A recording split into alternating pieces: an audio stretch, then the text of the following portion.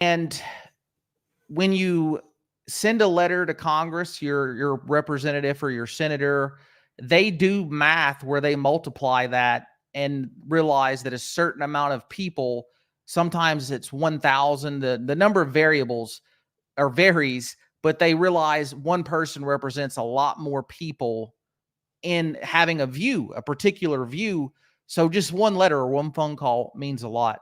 But to get back to the stories, the liberal media is drooling over this, and it just, again, it shows that they're paid actors. These are just some reactions. Senator Mike Lee, congratulations, progressives. You've just guaranteed Trump's election. Comfortably smug. Dem have reached the send election opponents to jail stage of defending democracy. Wow. Yeah, that's absolutely spot on. That is. Let's see.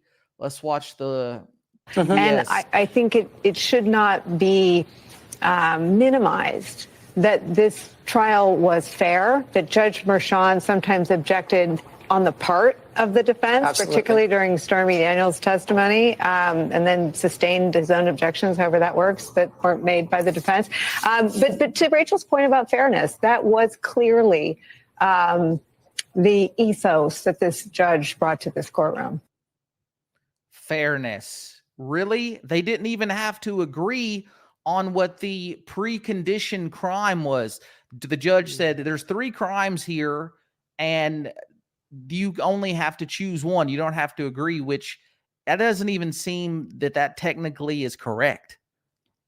Exactly. I made a video on this exact subject earlier today, and you're right on spot. Can you imagine in our country, United States of America, we're supposed to be the example to the world of how to have fair courts, that justice is blind, that we don't do one thing or another based on who you are, yet they were able to return a verdict on dead misdemeanors wrapped into some type of alleged felony that they did not have to have unanimity on. Can you believe that?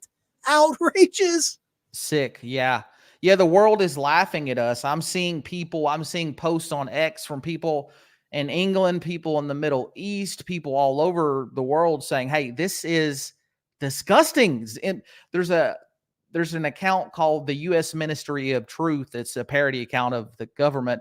And they said, what are you doing? Even Zimbabwe wouldn't do this. I thought that was funny because it's true. It's disgusting. G.E. Martin 9 says, wish England had him too. Yeah, praying for you, England. I know that y'all are really under attack because you don't have the same written constitution, and it's the same globalist plan to import voters who will vote for socialism, communism, Marxism. So praying for you, Martin. Let's see here. We'll jump back to some stories. Yeah, here's Democrats just celebrating this. And again, I just wonder if they know the implications of this, or they don't care. Are they aware and don't care, or are they asleep? I think a lot of them, to be perfectly blunt about it, I don't think they understand what's going on. I think that their hatred for Donald Trump blinds them to the reality of what's going on. And at least for me, that's why I speak on this topic so openly and I'm so passionate about it, because this is the type of thing that can literally destroy a country. You may not like Donald Trump, but you simply cannot allow your justice system to be weaponized in this lawfare regime where you can just say, hey, we don't like a particular guy, we're going to take him down. Yeah, absolutely. Yeah, that the hatred, it could be that they're just completely blind and not awake. And to my surprise, this border crisis of Biden's, even the governor of North Dakota is speaking out about this. It's coming in from both sides. And it's so delusional when I hear people say the economy is great. And I mean, there might be some boomers who have really good retirement accounts. They've done well. They've been responsible. Great. That's excellent. But for most people, it's not well. And to see that gaslighting from these MSNBC articles to say that illegal immigration isn't an issue, I don't think it's working anymore. I think the propaganda is falling apart. I agree completely. The only thing I'll say is that a lot of these people that make these policies, they do not go to the store and buy milk or eggs. They are not basically engaged in kitchen table issues. These people are generally very wealthy. They literally have millions in the bank, Yeah. and they just can't relate. And when you talk about Donald Trump, at least he tries to relate. He talks to people. He tries to get to understand everyone's problems. And it's quite remarkable that a billionaire like Donald Trump can relate on this type of level. And it's just Yeah. more of the more of the reasons why people enjoy having Donald Trump as president. Yeah, I mean, they mocked him for putting ketchup on his steak. It's like, okay, well, y'all are the elitists, not Donald Trump.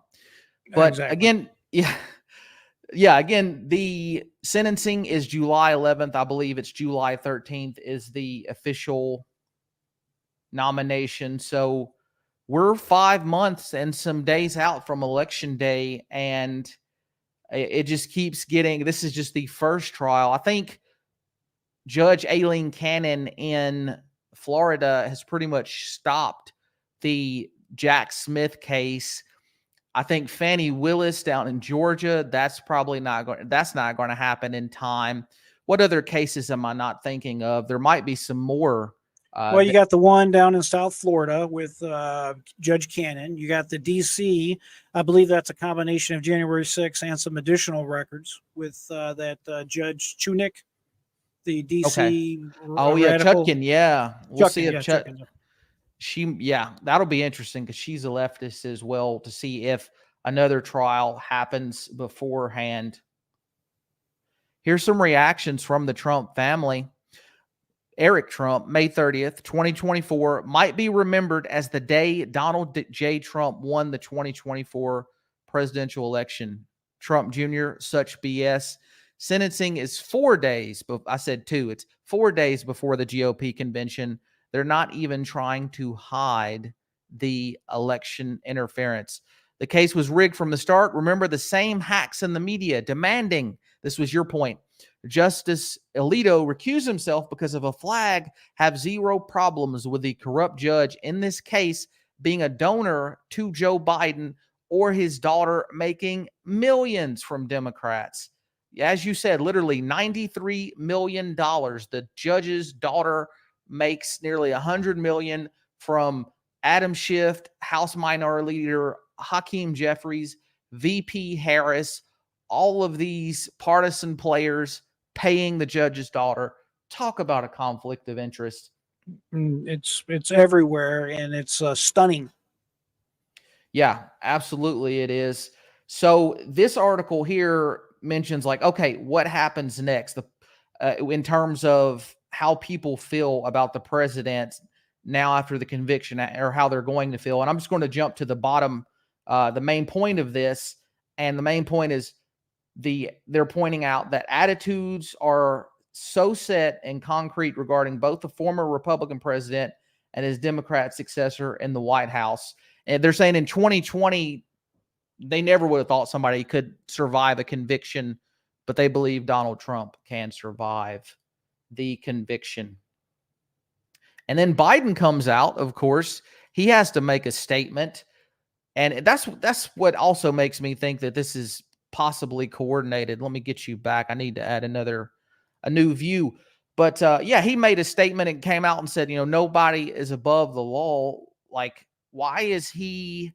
I know it's a campaign, a presidential campaign, but why is he so involved in discussing the criminalization against Donald Trump? It just seems like interference.